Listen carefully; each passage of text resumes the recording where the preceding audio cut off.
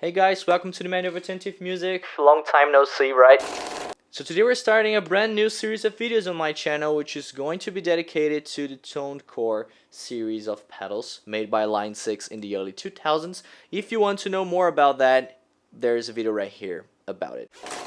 So to start off this series, we're going to talk about one of the least known pedals of this series. At least that's what it was to me. I've never heard about this pedal until I started collecting these ToneCore pedals like 1 year ago, and it's the Dr. Distorto. It seems to be an original circuit by Line 6, and it packs an analog distortion circuit that can be run alongside a feedbacker distortion circuit. The distortion is analog, and the feedbacker circuit seems to be digital, but I'm not sure about it, couldn't confirm it. As far as I got to know online, it's a digital feedbacker circuit. This pedal kind of hangs around the territory of the DF2 by Boss, you know, the distortion feedbacker, but I think the DF2 by Boss is analog. I'm not quite sure if this is analog as well, but it sounds good. I forgot to mention that it's packed with an integrated noise gate circuit. So you have three options for a noise gate, which is off, mild, and clamp. I don't know if that will be useful to you. Have tested it. It's quite good, a noise gate, but honestly I don't use it very much. But it might be useful to you.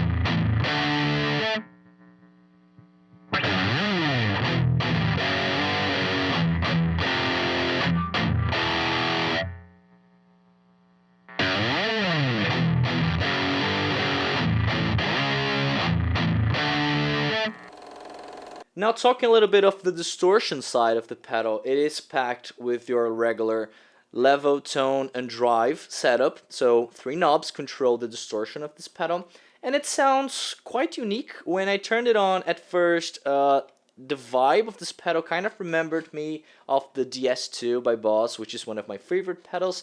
And yeah, you heard this pedal in a mix in the beginning of this video. I've only used this pedal to create the distortion sounds, and honestly, it's quite good. Kind of inspired me to write something grungy, and I tried to experiment with the feedbacker distortion as well, but more on that later.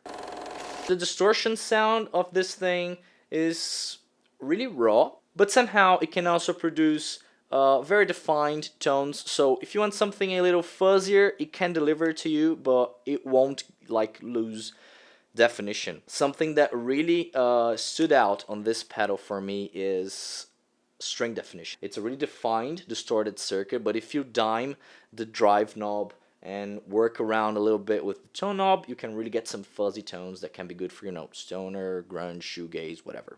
As far as I'm concerned, this pedal is an original circuit, so yeah, It's something of a unique distortion sound if you're after that. So this is how the drive circuit sounds on its own. You can turn the feedbacker circuit on or off, so you can use this as a standalone distortion. You don't need necessarily to use the feedback, and that's how the distortion sounds.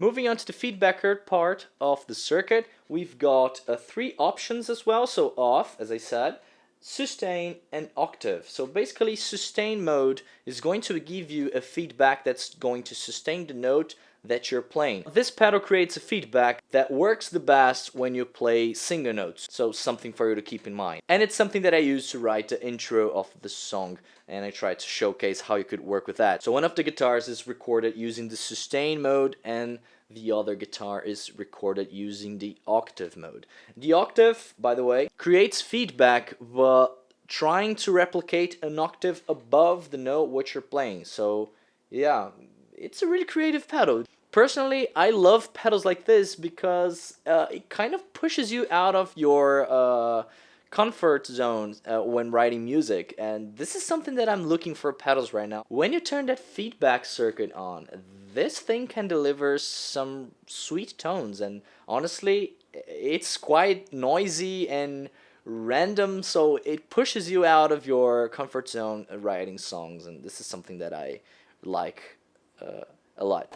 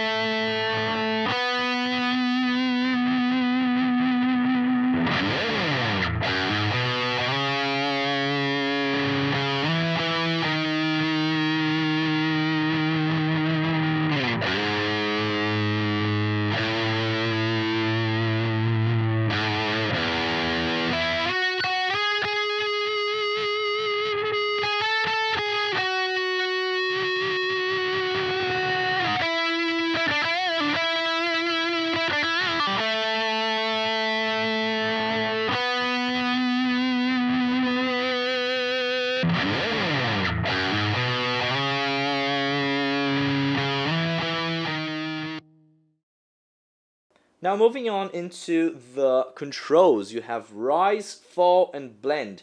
So basically the blend knob is a blend between your dry guitar signal or the distorted guitar signal and the feedback. So it's kind of a volume control for the feedback that you're using. Basically this is how controlled you want your crazy feedback to be. Rise is the time that it takes for your feedback, natural feedback of the guitar and note you're playing fade into the feedback created by the pedal. So this is what the rise knob controls, the time that it takes for the pedal to produce this artificial feedback. And the fall knob controls the time that it takes for the feedback to go away.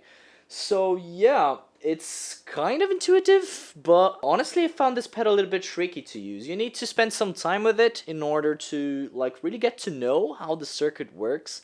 And I like that, honestly. If you're looking for a pedal that sounds good straight away out of the box, probably the feedbacker circuit on this thing is not going to suit you like immediately. That's why I think the option to turn off the feedbacker circuit is really nice. Sometimes I just want some distortion on its own, and that's what I use for the hook of the song. The solo, by the way, I played with the octave feedback setting, and yeah, it sounds really good. That's it, guys. I hope you enjoyed this video. If you did, please consider leaving a like and subscribing. It would really help me out a lot. And yeah, more of these to come. I intend to do the whole series of videos. Let's see how that goes. And yeah, but for now, goodbye and see you next time.